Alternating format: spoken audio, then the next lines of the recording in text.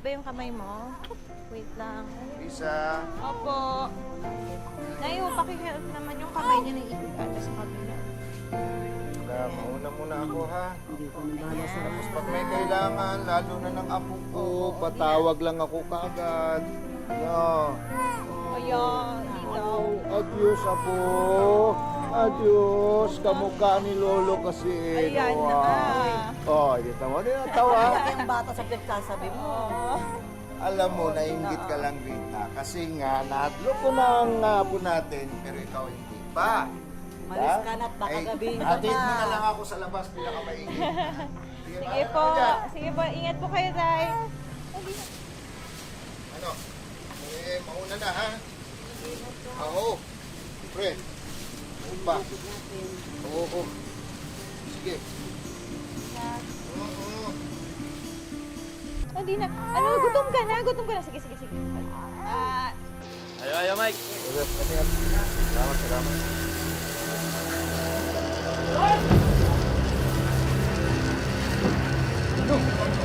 Inom! Uy, yung makina! Patayin nyo! Dito doon!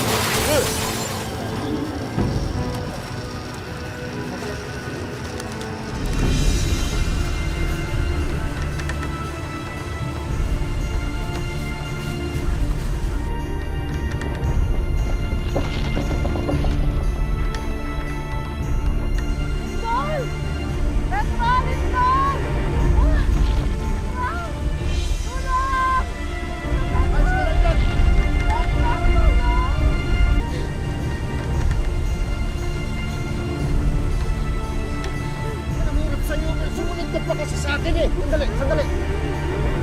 Ah!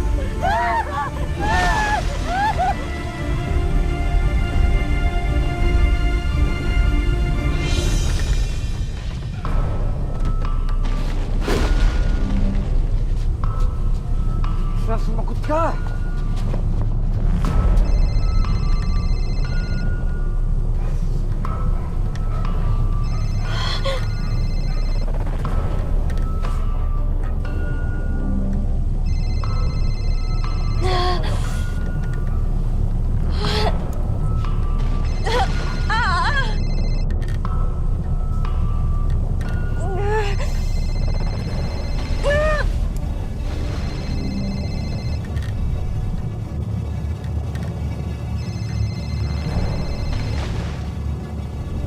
Tulong! Tulungan niyo kami! Tulungan niyo na ako! Tulungan niyo kami! Tulungan niyo kami! Tulong! Patiin ko. Tulong! Tulungan niyo nanay ko! Tulong!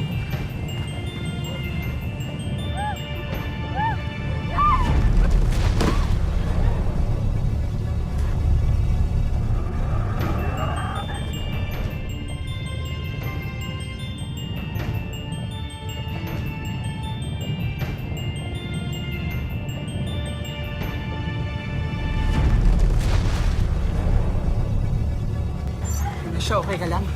Oo. Ikaw. Okay lang ako. Ang lakas nun ah. Oo nga eh.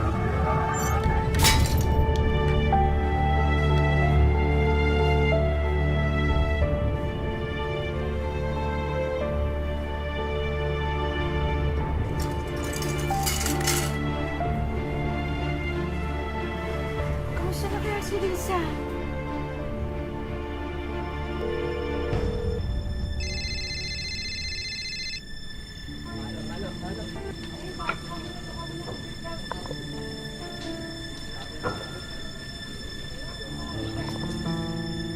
Ayos ka lang. Ayos lang ako. Tayo na, tayo na. Risa!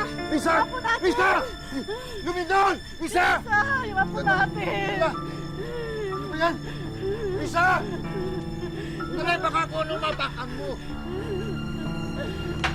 Lisa!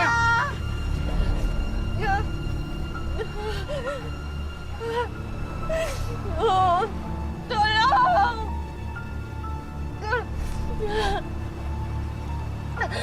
Tulong! Lisa! Lisa! Lisa! Lisa! Nasaan ka? Nasaan yung bata? Risa! Risa! Apo ka! Saan mo bata? Yung taas na Rita, baka mamaya mabagsakan ka ng Risa. Risa! Risa! Risa! Risa, tulong! Tulong! Rita, nabagsakan sila ng pader! Ala! Mga apo ko nasaan na, Risa? Risa, ang bigat! Tulong! Tulong! Pahingi ako ng tabang, ha? Teka lang, kausapin mo! Kausapin mo!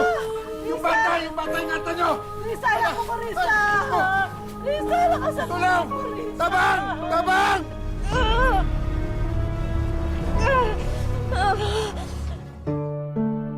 Noong ika-6 ng Hulyo ng taong ito, isang malakas na lindol ang tumama sa Kabisayaan. Sinira nito ang maraming istruktura, kalsada at mga tahanan. Ngunit higit sa lahat, marami itong buhay na winasak at permanenteng binago. Isa na rito ang pamilya ni Risa Rosales, isang ina na handang isakripisyo ang kanyang buhay para sa nag-iisang anak. Magandang araw po mga kapuso. Ako po si Vicky Morales at ito ang Wish Ko Lang.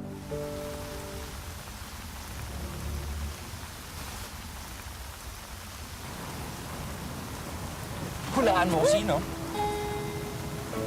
Mike! Mike! Ka ba? Baka mo makakita sa atin eh. Ano ba naman? Ba't ba kasi nagtatago pa tayo?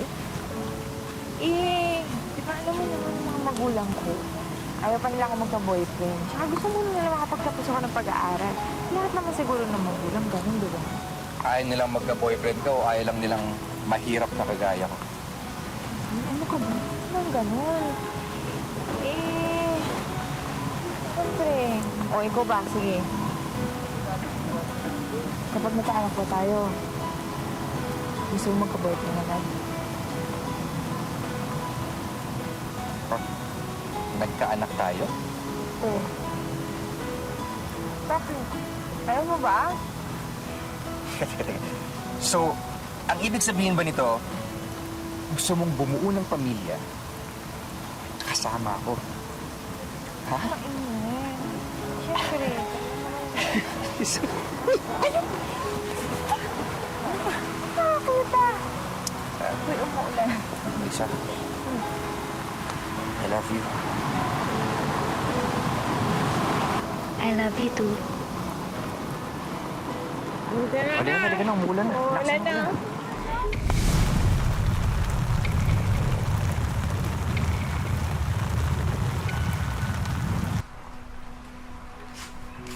Hindi pa rin siya sumasagot. Nararamdaman ko may masamang nangyayari sa anak natin. Hayaan mo. Maya-maya pupuntahan natin sila, ha? O, sige, diyan ka lang, ha? May gagawin lang ako doon.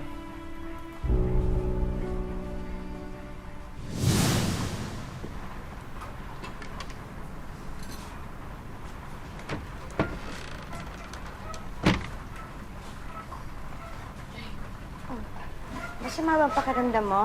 May sakit ka ba? Hindi, okay lang naman ako. Okay lang. Eh, saan ka ba kasi pumupunta palagi? Papadala sa ata ang lakwatsa mo. Nay, kasama ko lang ho yung mga dati ko, classmates. Sige na. Upo na, kumain ka na.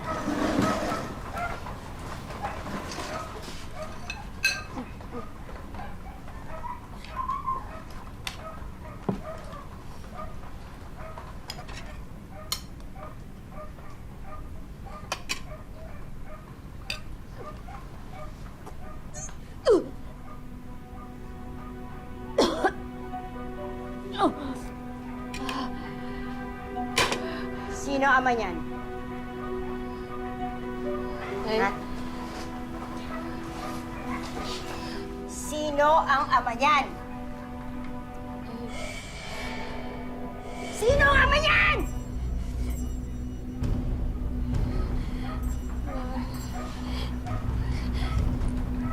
Nay, si Mike ho. Paano mo nagawa sa amin to? Pinag-aral ka namin inalagaan. Tapos gagawin mo to?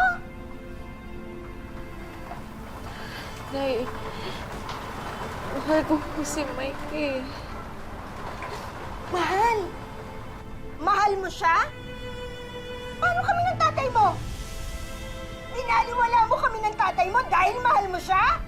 Nay, hindi po sa ganun. Ha? Nay, hindi po. Hindi po yan. No.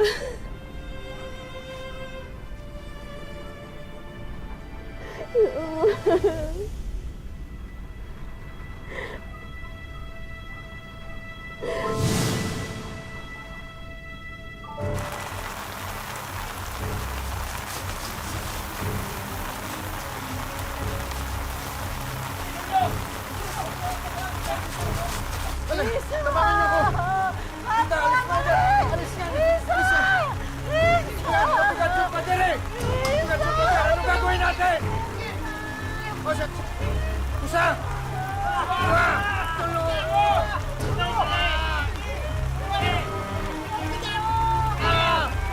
Isa! Isa! Huwag ka matakot! Dito na kami!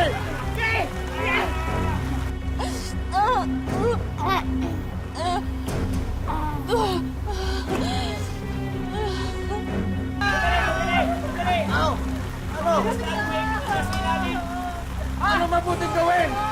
Sige! Isa! Oh, yung apo mo! Isa!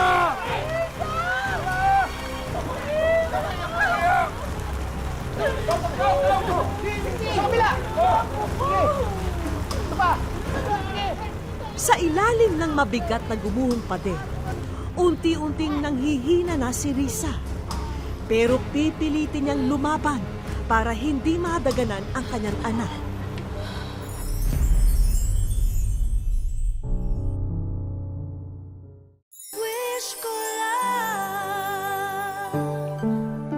Nadaganan ang gumuhong pader si Risa at ang kanyang 5 buwang gulang na anak, habang ang kabiyak na si Mike walang kaalam-alam sa nangyari sa kanyang mag-ina. Kaya labis ang pag-aalala niya at nagmamadali ng makauwi sa kanila. Tulungan niyo kami.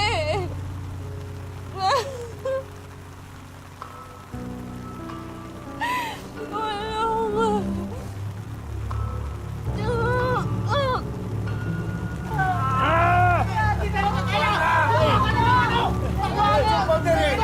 Ano ba ang gagawin? Isa! Kahoy!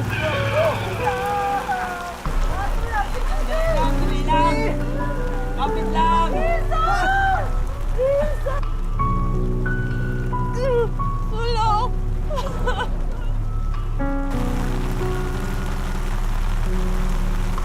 Tayo ako ko! Risa! Tulong! Tulong ko, bilisan niyo! Baka masukat mo yung apo mo! Bilisan niyo! Yung apo ko! Tik naman na yan! Alay! Marian niyo! Bilisan niyo! Parang awa nila! Isa ka! Apo ko! Isa! Risa! Isa, huwag ka mawawala ng ano! Tulong.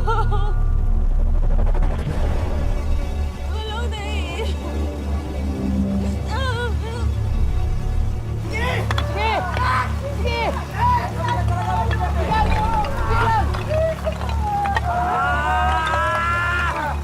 Lisa, sandali lang! Hanap kami na ibang paraan! Hintay natin na sa bayan. Kunin nyo na lang kaya yun. Kakatawag lang sa bahay. Sarado na lahat ng kalsada. Baka matagal pa bago makarating dito. Sige na lang! Buhatin na nga dito! Sige na!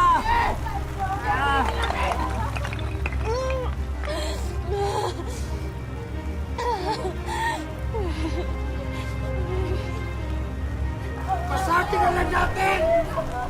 Pasakin na lang natin! Hindi, hindi! Delikado yun! Baka madagalan nasa loob! Kawawa sila! Buhatin na lang natin! Kaya natin to! Dali! Dali! Dali! Dali! Hoy! Hoy! Magpuan ko po dito! Ang ito barangay! Dali!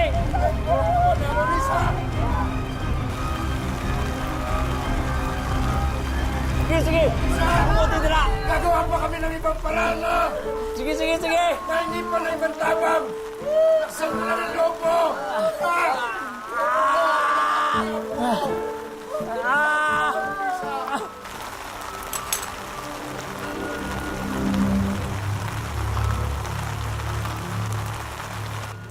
halong pagod at panghihina na rin ang nagpapahirap kay Risa. Kaya tila huling lakas na ang ginagamit niya para sanggahin ang konkretong pader.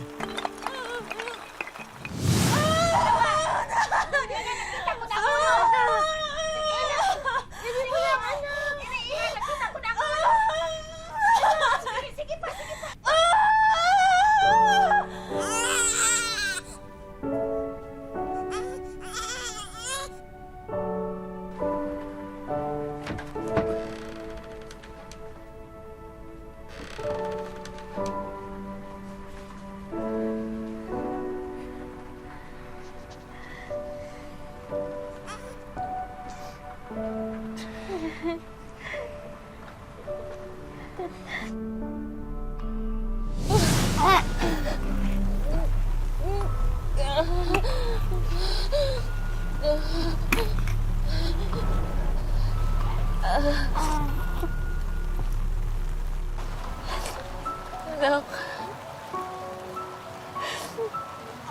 Tatandaan mo, ha? Mahal na mahal ka ng nanay.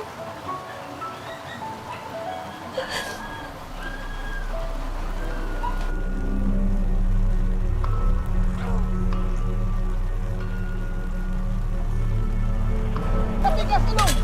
Inong! Tigas, Dong! Sige, Dong! Ranong!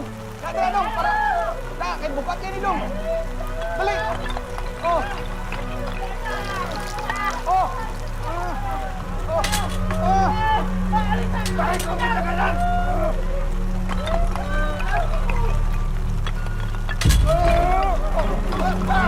Isa! Isa! Isa! Isa! Eh! Sana lang!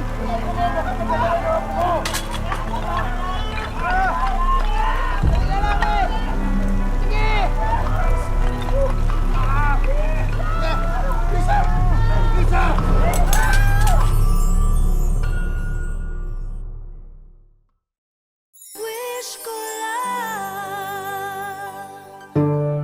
Dahil malayo sila sa syudad, walang sapat na kagamitan ang mga tao upang alisin sa pagkakaipit sa gumuhong pader sina Risa at ang kanyang anak. Sa gitna ng kawalan ng pag-asa, ipinapasa Diyos na lamang nila ang kanilang kapalaran.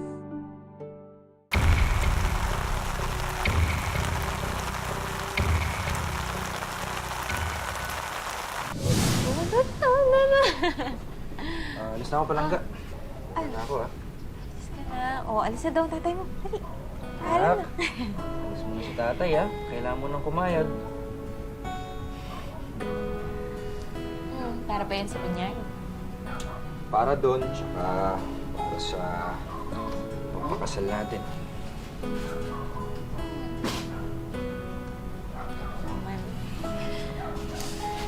Oo. Hindi ko pa yun nakakalimutan.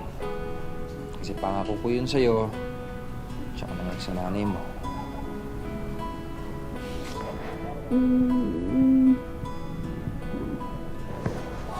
Pero alam mo, hindi naman natin kailangan magmadali eh. Dadating din yun. Ang tamang panahon.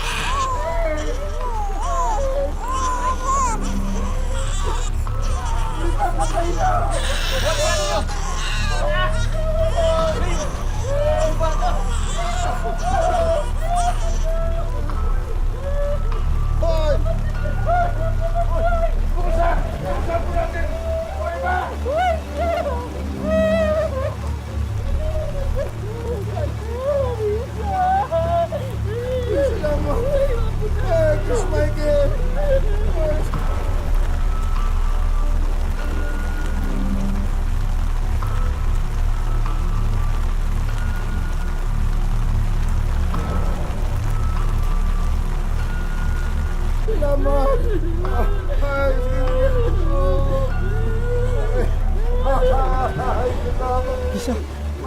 Lisa! Lisa! Lisa! Ano nangyari kay Lisa? Lisa! Lisa?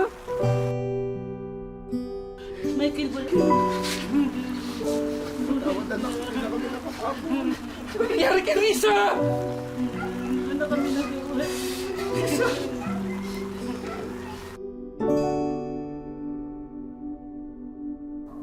Sige na, baka malit ako sa trabaho ko. Ha?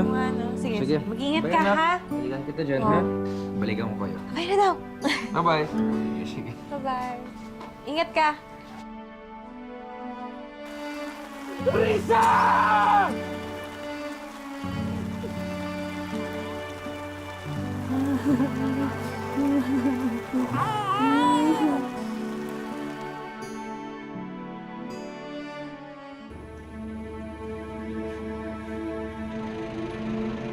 Isang buwan na ang nakalipas mula nang yanigin ang isla ng Leyte ng lindol na may lakas na magnitude 6.5. Ang pinakalabis na napinsala, ang mga bulubunduking sityo sa bayan ng Ormoc. Ito ang unang pagkakataon na muling babalikan ni na Mike ang tahanan nila sa sityo Cabaonan. Dito pumanaw ang 19 anyos na si Risa. Naipit ito si Risa sa pinakasahig. Nakaupo siya sa bangko.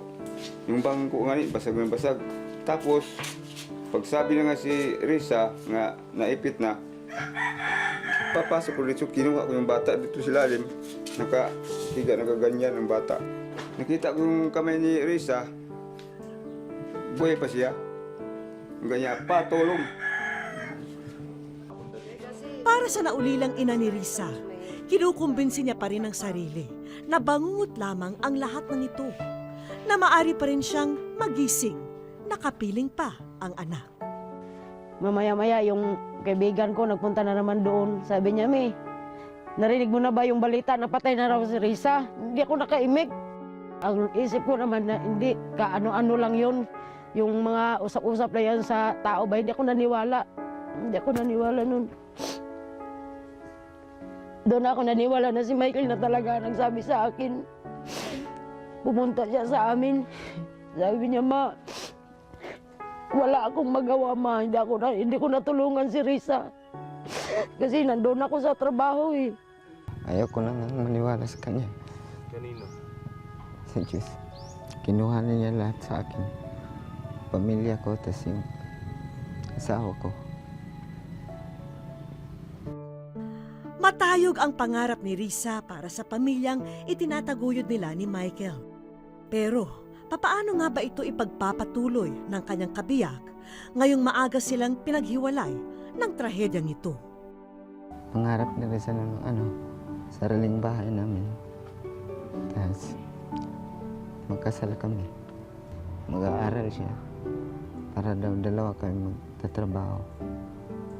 Kasi yung trabaho ko, hindi permanente. 2 buwan, tapos wala namang trabaho, tapos meron naman. Gusto niya yung 2 kami magtrabaho.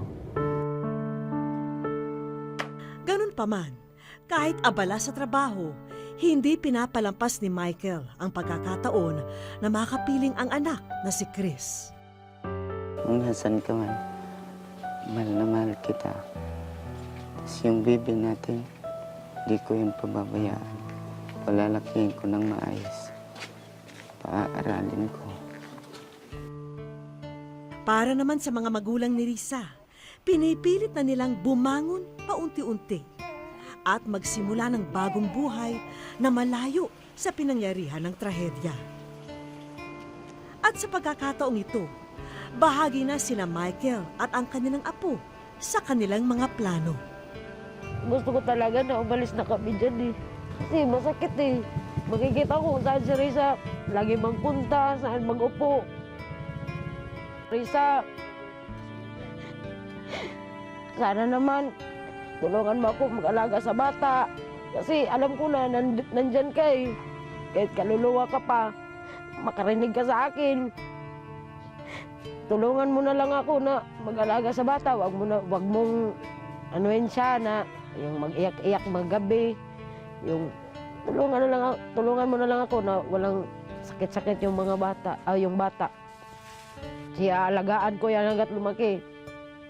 Habang buhay pa ako, mintas buhay pa ako, alagaan ko yan.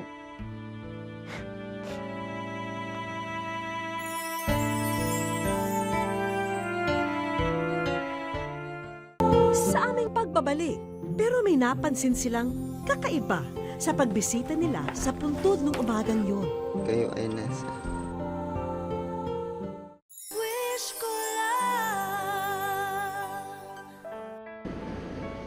Sa sementeryo namin sinamahan si Michael at mga magulang ni Risa ng sumunod na araw. Pero may napansin silang kakaiba sa pagbisita nila sa puntod ng umagang yun. Niyanig man ng trahedya ang inyong tahimik na pagsasama. Naway maipagpatuloy nyo ang buhay sa mga naiwang alaala. Kayo ay nasa. Ang promise ko lang sa iyo, nak, na yung anak mo talagang hindi ko to pababayaan. Dadalhin namin siya sa magandang ugali. Ipaalala ko sa kanya na ganyan ang nangyari sa inyo. Pangako ko po na hindi ko pababayaan anak natin. Mamahalin ko katulad ng pagmamahal mo, anak natin. Para sa isang ina, wala na sigurong mas nakakapanatag pa ng kalooban kundi makita na kumpleto sa gamit ang kanyang sanggol, lalo na't nakadepende pa ito sa pag-inom ng gatas. Kaya naman sinigurado namin na hindi kukulangin si Baby Chris ng kanyang gatas at diapers. Salamat talaga sa inyo. Nandito yung asawa ko. Sobrang saya. Kasi may marami ng gatas ng baby namin. Alam din naming iniwan na ng ama ni Risa ang trabaho sa malayo para lamang mabantayan ang pamilya at apo. Kaya tumugon ang pamahalang bayan ng Ormoc sa inyong pangangailangan. Nagbibigay ng job order na trabaho starting po sa September sa ama po ng namatay po. Papasalamat ako sa inyo, pati sa kay Mayor. Maraming salamat. Para naman kay Michael, dagdag training para makakuha ng regular na trabaho. Electrical installation and maintenance in situ. Ito po yung konting tulong na maibigay sa TESDA sa iyo. Congrats. Sir, asahan niyo po, pagbubutihin ko ang training para hindi masayang kung binigay niyo sa akin. Maraming salamat. At eto naman ang para kay Nanay Nemesha na walang hinangad, kundi ang muling makapagsimula para sa mahal na apo. You're one of our beneficiary for housing. Okay? Okay. So, pwede na kayong bumakit doon sa area ninyo. Malaki talaga to kasi yun ang pangarap ko na makaalis na kami doon Gusto ko na talaga umalis doon. At para naman kay Baby Chris, dapat sanggol pa lamang ay pinaghahandaan na ang kanyang kinabukasan.